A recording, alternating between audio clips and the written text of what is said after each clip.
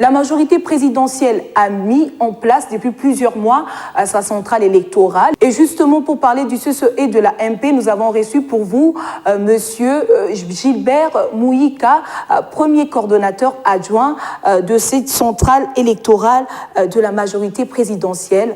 Suivez l'interview.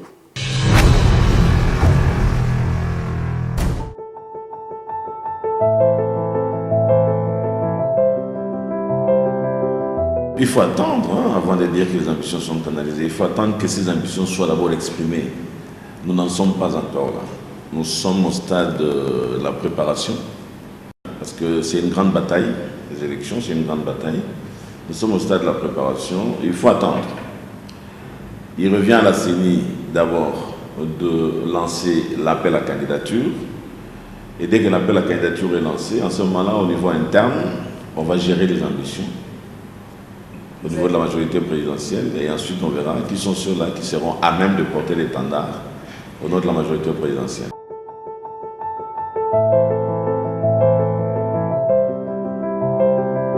Bon, libre à eux de penser comme cela. Moi, je ne suis pas un père fouettard pour aller dire aux gens, non, ce que vous pensez là, c'est pas cela.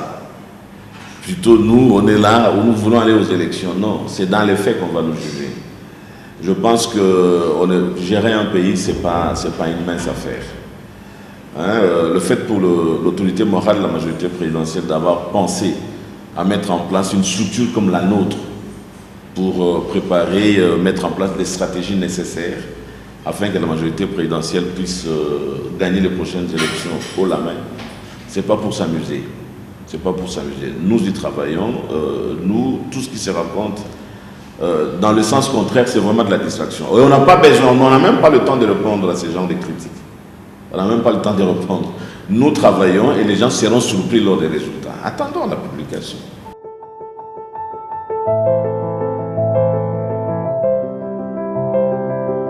Oui, en principe, vous ne devriez même pas me trouver ici. Nous sommes en train d'installer notre démembrement à l'intérieur du pays. Le travail a déjà commencé avec la province du Maniema. Le Bas-Congo est déjà terminé et là nous préparons Kinshasa.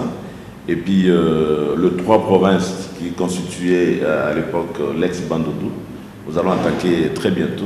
Donc le travail de démembrement continue.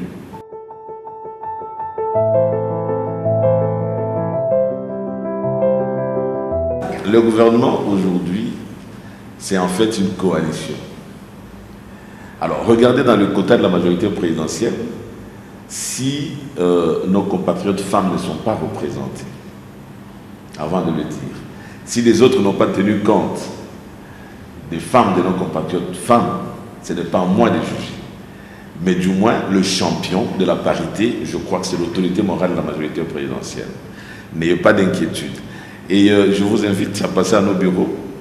Vous allez vérifier, vous allez trouver que nous avons des collègues femmes qui travaillent avec nous et qui sont hyper compétentes.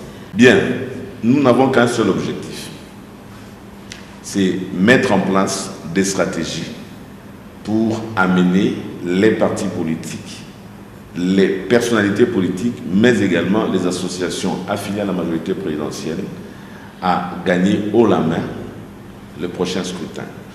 C'est ça notre objectif.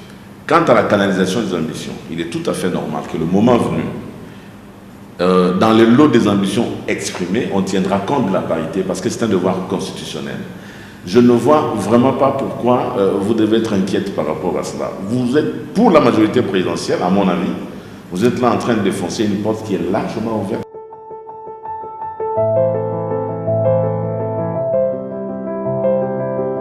Très significative.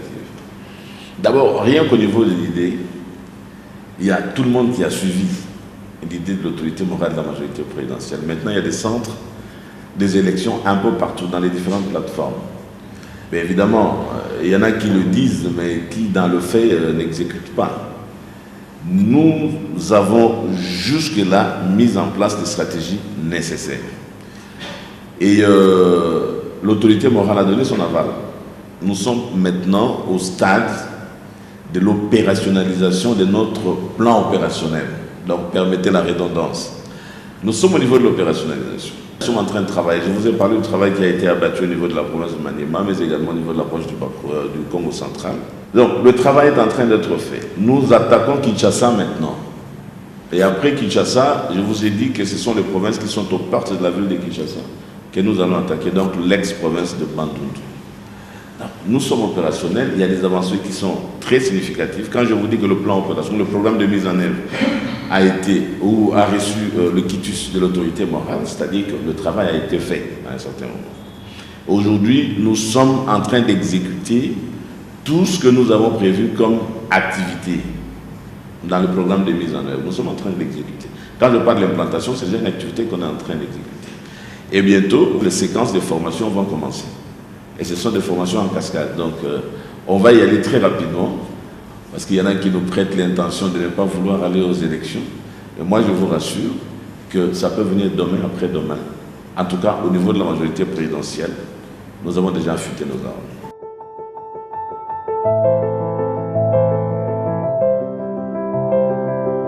Nous ne sommes pas dans cette querelle de calendrier, parce qu'il y a trop à dire là-dedans. Vous savez, il y a des gens qui pensent qu'en matière électorale, le calendrier, c'est comme cellule civile. Votre fille va se marier le 27 et vous dites le 26, je vais faire ceci, le 27, je vais faire ça. Ce n'est pas cela. Le calendrier électoral est une somme de contraintes sur le plan logistique, sur le plan des finances, sur le plan technique. Donc, c'est tous ces paramètres mis ensemble qui permettent alors de s'écarter pour dire, avec ce que nous avons, voici les dates qu'on peut retenir. N'oubliez pas que quand on retient une date et qu'à cette date-là, les choses ne s'exécutent pas ou l'activité n'a pas lieu, ça fait maintenant problème sur le plan des élections parce qu'il faut encore des arbitrages pour voir comment récupérer la date. Mais dans l'entretemps, évidemment, les gens n'y croient plus. Et ça amène l'énervement au sein de la population. Donc je crois qu'il faut éviter ces débats. Il faut surtout éviter de prendre cela à la légère. À la légère. Nous, au niveau de la majorité présidentielle, du moins au niveau du centre de coordination des élections, notre souci, c'est de travailler au jour le jour. Si on nous dit que c'est jeudi les élections, nous serons prêts. Si on dit que c'est vendredi, en tout cas le travail se fait.